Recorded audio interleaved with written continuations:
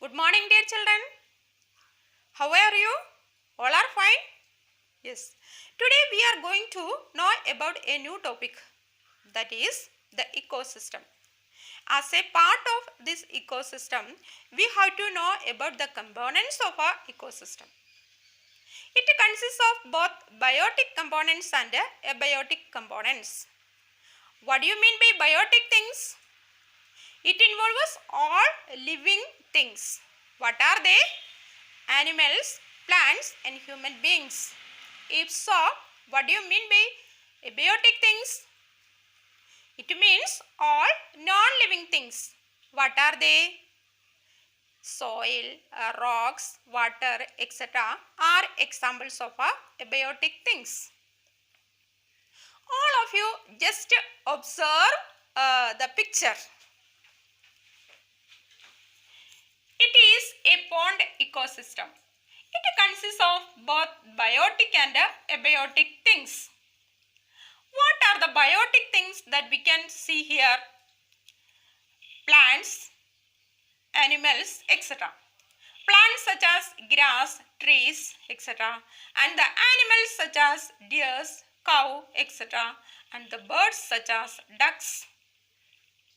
And the plant lotus is also visible in this chart. And the non-living things involve us the water, then soil, rocks, etc. As a simple definition, we can say that an ecosystem is a get-together of both biotic things and abiotic things. Dear children, do you know, in different places, different types of animals and plants are living. For example, which animal is known as the sheep of desert? Yes, somebody said the answer. The camel is known as the sheep of a desert, which means that the camels are living in a desert areas. But about a thick forest, there we can see a variety of animals and plants, isn't it? Yes. So we can conclude the definition of a ecosystem as all the plants, animals and human beings in an area are depending and interdepending upon each other for their survival are called an ecosystem. Let us learn that with the help of a chart. Okay, all of you listen here. What is an ecosystem? All the plants, animals and human beings in an area are depending and interdepending upon each other for their survival are called an ecosystem. This is the definition of a ecosystem. Okay, dear children. And in our previous classes, you have learned about the human environment. What do you mean by human environment? The human environment reveals the creations, activities and interactions among the human beings. The human beings, they interact with the environment and modify it according to their needs. For example, do you know that the early men, they led a very simple life and they fulfilled their needs from the nature around them. But after a few years, they changed their way of life. They learned about the cultivation, or they learned how to grow crops. They domesticated animals and they led a settled life. After a few years, when they invented wheel, the transportation system also changed.